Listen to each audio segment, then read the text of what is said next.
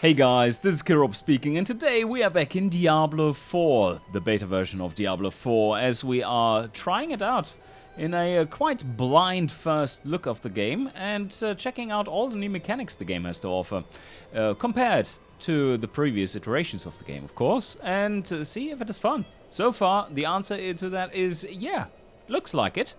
So, quite enjoying it so far, and we do have another level up, and beauty. Oh.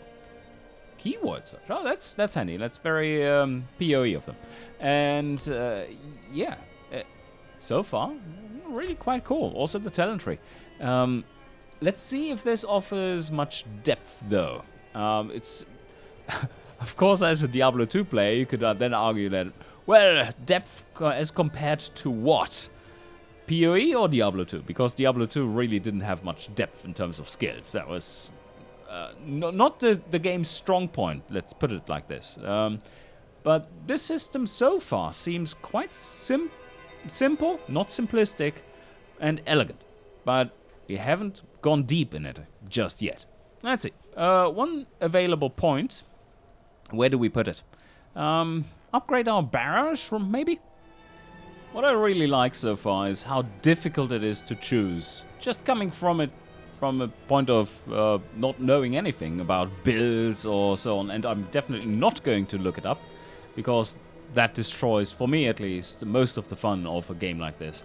We finally, after all these years, have the chance to experience the game, or well, a world in the Diablo universe, and new game mechanics afresh, and that is quite something. Go and make use of that, not go online and look up what the solution to your problems is, or the cookie cutter builds, the Hammerdins of this world.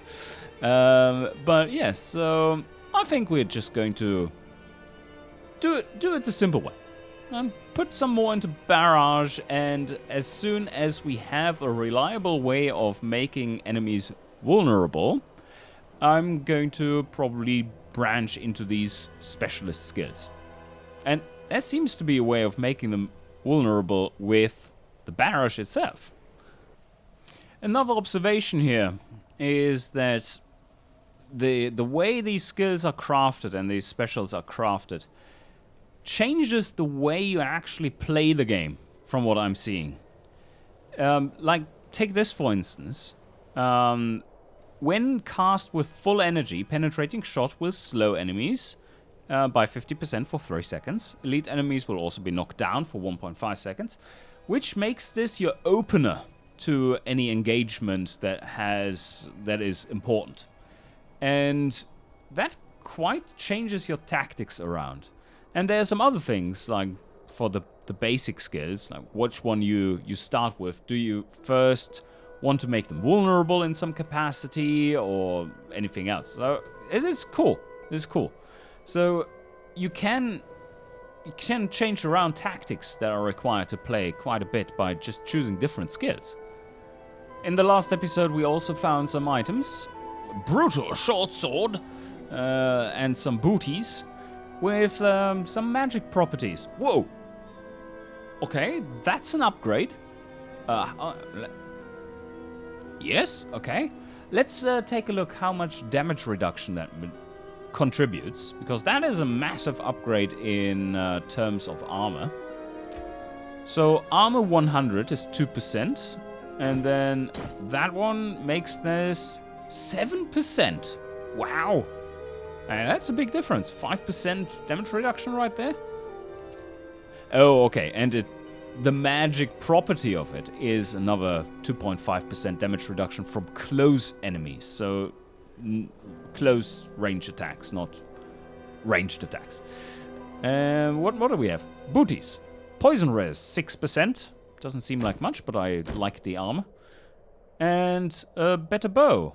5% extra critical strike damage and some better base damage. Only fire can cleanse the darkness in this place. Have a look inside. Okay. Hurry. I will prepare the torch. Prepare the torch? Okay, this sounds like a bit of a quick boss battle or something. Or it's something pretty intense. Battles, Oh, like the ones strange I was battles. Is this real?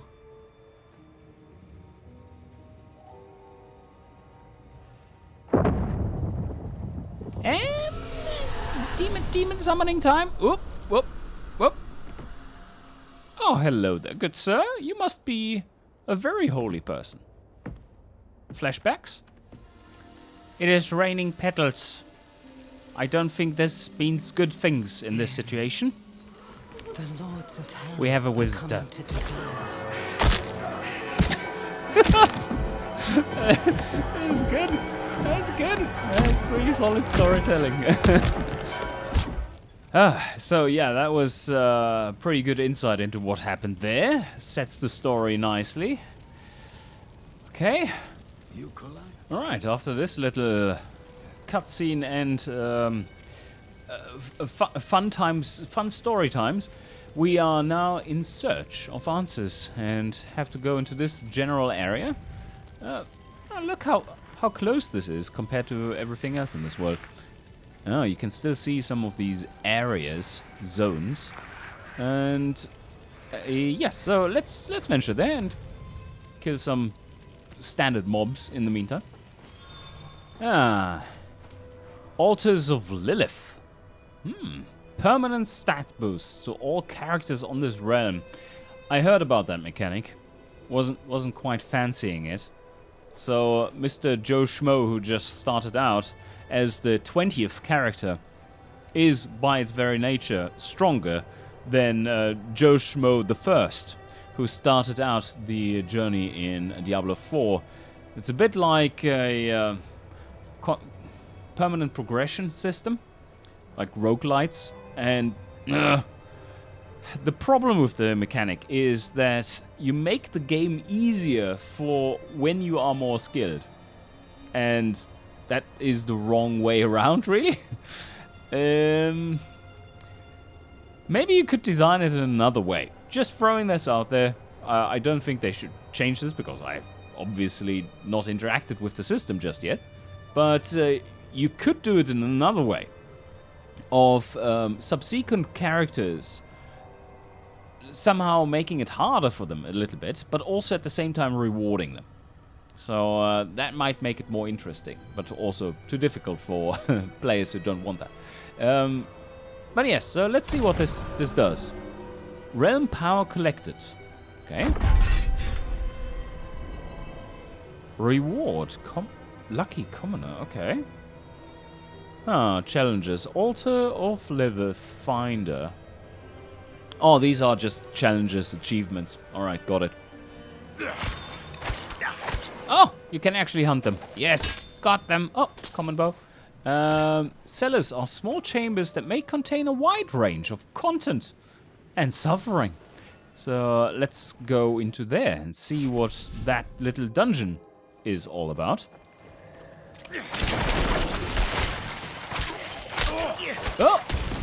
Oh no, they froze me. They froze me. Oh, get away.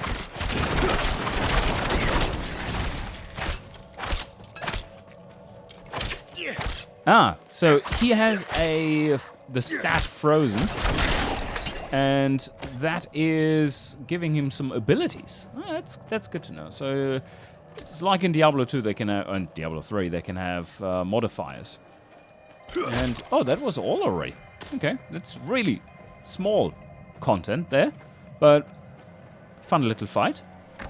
And we got a new bow, 83 item power, plus 4 damage there. Okay, malicious uncommon bow and brutal common bow. Alright, so brutal is adjusting your core skill damage, and malicious is critical strike damage. Okay, makes sense from a wording point of view. Plus 1 to maximum life. Oh, but 4% resist all. That's nice. But plus 1 maximum life? Okay. No, it's like less than 2%. Oh, okay. That's a few skellies awakening. And we can just, I guess, blast them a little. And that was it. Yeah, everyone died. No, not quite. Oh, dodge it. And whoop. Ha. Oh yeah, in the comments down below, let me know. Are you the type of person who needs to explore everything and just open up everything? Or are you the one who, on the first go through, are basically just, yeah, let's do the main path and then later on maybe explore a few things? Different play styles and very viable, both of them.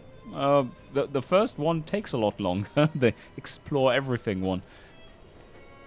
Oh, so you do get to see the map as soon as you have entered a new area. That's interesting. So up here we haven't been yet, so how do I know that I haven't been up there yet? There's another thing on the map. What is this? Greed Shrine. What is a Greed Shrine? Well, you know what? Guess we're going to find out. Okay. Enemies spawn. Not too troublesome, is it? No, I can just nuke you. And those as well. And they are... Ah, okay. I got loads of gold from this. So enemies spawn and I get lots of gold from hitting them? Is that what happened? Oh, there's a big bear. And he is dead already. Crossbow. I wonder how they are different to bows in this game. Okay, so standard archetypal thing. Bows are speedy and crossbows are not. And it seems like crossbows have the added benefit of providing additional vulnerable damage. Alright. Oh, some enemies who want to have a few arrows in their guts.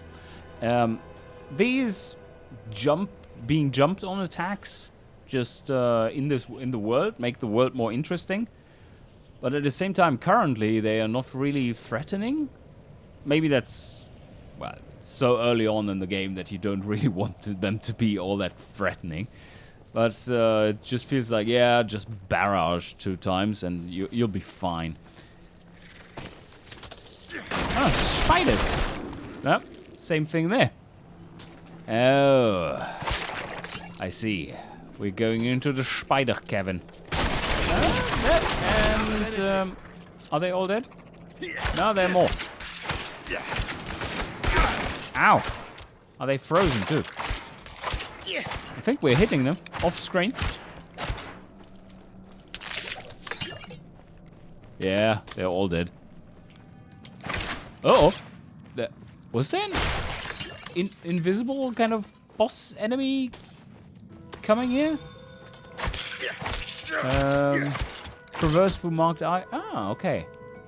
Some special areas here. We can climb this stuff. Yep, okay.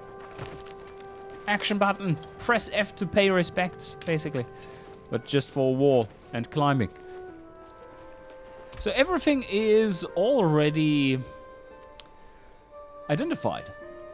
There's no Deckard Cain. No need for identify scrolls or anything. Is that good? Yeah, I mean, maybe. Probably. I don't know. It certainly makes the game flow better. But it does remove that extra step of potential excitement or disappointment. Which is quite addicting. Now, that they are getting rid of that, yeah, it's certainly debatable. I don't mind either way. Now we are entering a new area. Highlights the minimap. And now we're in it. Eastern Pass. Alright, so there we go. Oh, there's no exit here. Well, that looks like an exit, but that looks like a boss arena or something. Biteberry harvesting. Okay, new mechanics there. So I wonder, can you... Yeah, I've placed a pin, but can I actually make a note here that I found Biteberry and whatever the other thing was in here? That would be useful. Gallow wine. Okay. Also, this tracking is neat. You can see the path that you were taking. Trapped deer. Yeah. There's a trap there. something going on. And what's wrong here? Road's Oh, blocked. road blocked. Should clear up when the storm has passed. I wonder. Oh, look! Windswept cabin. I only see a tree. Ooh! Oh, that's a big chest. Or a mimic. Let's see. Sure, no. That was disappointing. Alright, let's see who's inside. That's our contact. Anyone here? No one's here. Morton Pestle. Oh! I'm hiding back here. Ooh. Secret stuff. Okay, healer's tools freshly used. Something on the fire brewing. And otherwise also look... Could people please just close doors? Like...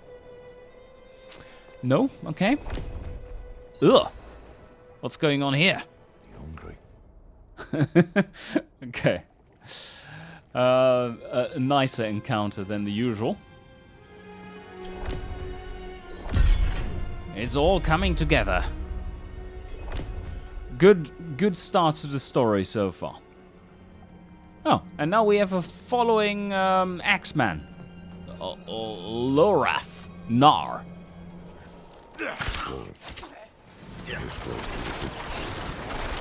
Lilith's evil is spreading. And fallen. Yeah. They are just as annoying and weak as in Diablo 2, which is good to see. But the shamans seem to have no, they had massive range in Diablo 2, of course. It just feels like compared to Diablo 2, you're not seeing quite as far away. Or maybe it's the perspective that does that. You can certainly attack them from far away. Ah, we have another climbing spot, and look how nice. Someone who tried and failed, I guess. Climb up. Come on. Let's see what's up here. Oh, more shaman. Hello there. Did I come to join a party? Oh wow. Okay. +4 to all stats. That's 16. That's a quarter of my stats, right? Does that work when I don't even have that? What? Okay. Isn't that stupid? I mean, I don't have these equipped. I'm not using them. Why should I get the bonus at that point if they're just hanging off the side of my armor? Yeah, I'm not so convinced that that is a good decision, game mechanics wise.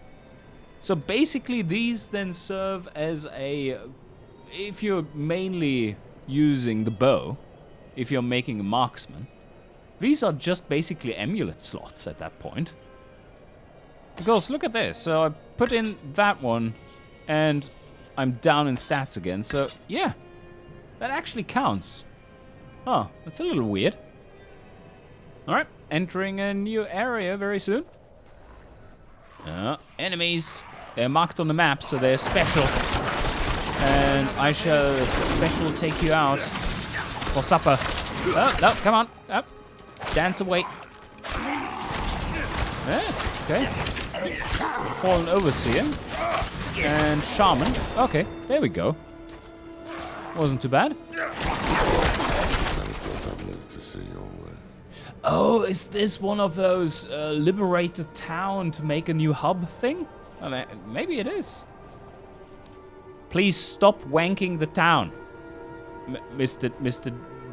Deer. That's not acceptable behavior out in the street. Okay, so it's between Lilith and Inarius. That does sound like a pair a little too nasty to take on at a level of 6? Are we 6? Yeah, level 6. Okay, so another level up here. And these descriptions are dynamic as to what equipment you currently have on. So each arrow here is now all of a sudden dealing 15, even though it was previously 9. That is just because we've upgraded our equipment. That makes it quite a bit harder to see what's actually going on if you just increased your skill damage through equipment, or if the skills are increasing it. There are additional ranks in it. And here you see that it's, what is it, 10% extra? Yeah, that's basically probably 10% extra damage for a point spent in this one. Oh, 4 iron chunks. So seems to be crafting in general in this. We just got some iron out of this. Oh, what is this? Event nearby. What kind of event? Oh, well, let's go and take a look.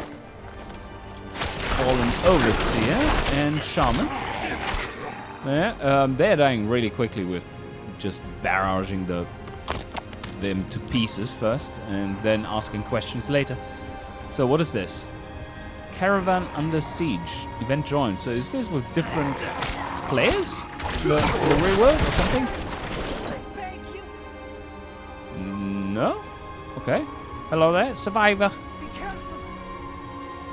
Be careful. Okay, I'm careful. I'm running away. Oh, there they come. Alright.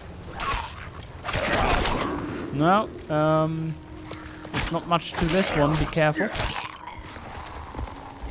Ah, there. Fallen Overseer. And up. Just jump away and kill them. Kill them dead. Okay, there are quite a few coming here.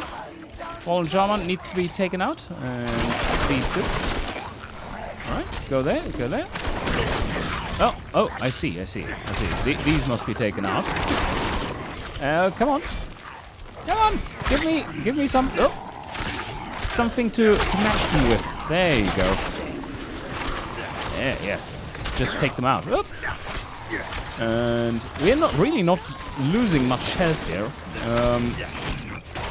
But there is a lot going on. We've almost failed them here. So unless we take the damage, that's why I'm standing here, by the way. Unless we take the damage, that quest is lost. Okay. Ooh, there comes the mega boss. There we go. Oh, nope. We're fine. I say we're fine. There we go. Ooh, that was really close. That was really damn close. Okay, this was the first... Was this the first challenging moment in this? You could argue the first boss might have been, but that was pretty easy to figure out. Oh, and a rare item. That's nice. So let's drink one of these, pick up everything, and that's all good. Uncommon bow.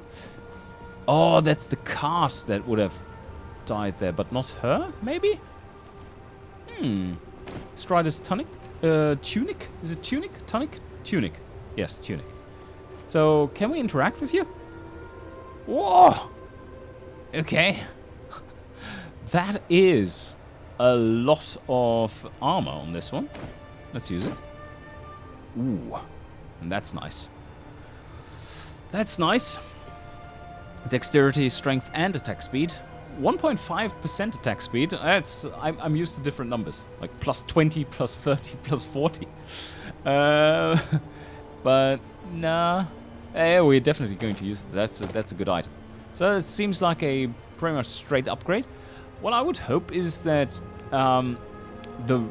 as in Diablo 2, I think it's a really good mechanic that the magic items can roll higher stats, individual stats, than rare items. That has always been a really smart thing to do itemization there. And I hope that's the case here too. One thing that I'm finding here is a little dissatisfying. And tell me if you agree or not with this. In Diablo 2, but not in Diablo 3, as far as I remember, you were finding all equipment. Just like random stuff. Proper random. From the various treasure classes and things. There was no pre-selection of what you see as loot. While here, it's very obvious that you basically, if not entirely, only see loot that is applicable to you. I don't feel that. I don't think that feels good, and I feel that it doesn't feel good. Like, I'm just finding bows all the time. Like, why are there so many bows in this world? But now, let's check out what this is up there. Rite of passage. Whoop! What was that? That was weird. Oh, hello there, sir. Oh, we have to do a ritual, but he goes through. Alright, well, fair enough. Let's see what it is. Take a piece of holy. Okay. Sounds like a tutorial to show us how to interact with the world. But let's see if that actually is the case. Cedarwood. There, interact. Okay. What is our sin? We're a Diablo 2 player, so it must be greed. So, yeah, let's select greed. And throw it into the brazier of sin evaporation. Oof.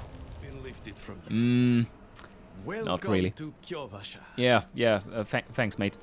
May I show you my sword with +4 to all skills?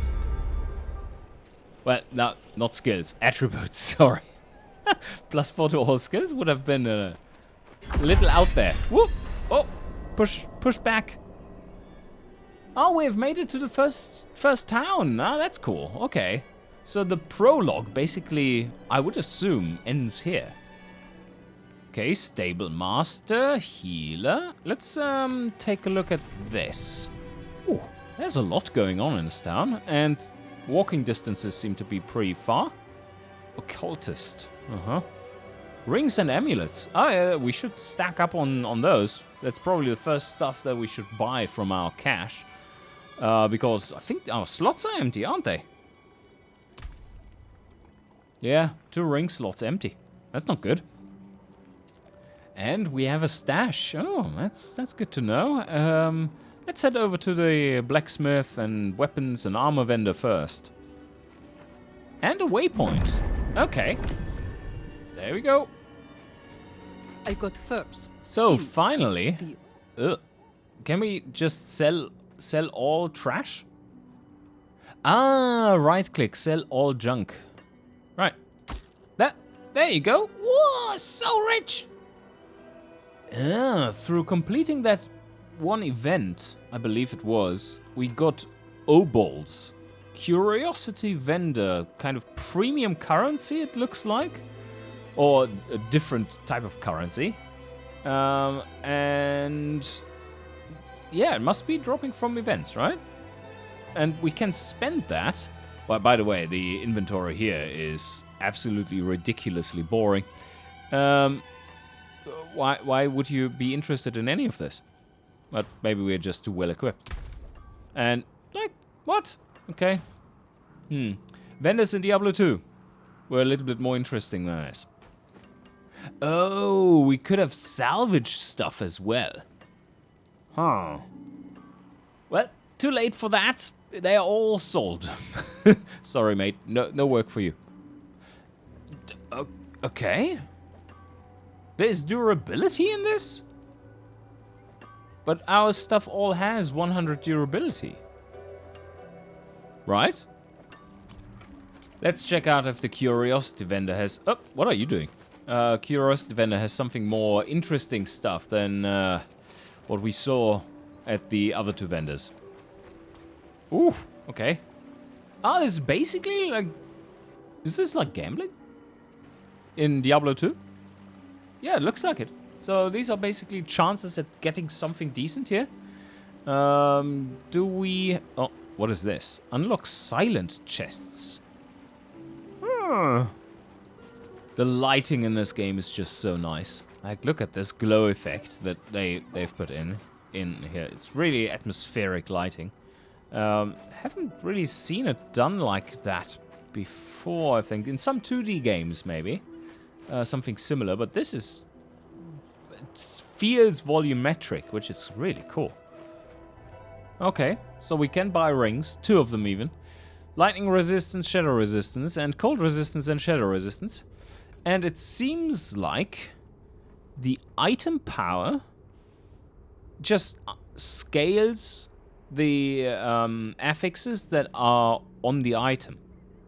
Like you see, 6.0 for 110. And 120 gives 6.3. So there's some kind of scaling to that. Okay. Just little environmental things like this. Chair, sit down. And you just sit down. Yeah, that's cool. Takes some effort to do this, or to implement all these things. But that's the advantage of having a massive dev team. Because you can, at that point, implement small things like this that really flesh out the world. Let's, as a final thing here in this episode, check out our wardrobe and stash. What is the wardrobe? Oh, right. Loadouts, basically? Yeah, probably is the case, right? Can create some loadouts. Ensembles, okay, yes. And then here we have our stash, which we can put stuff into.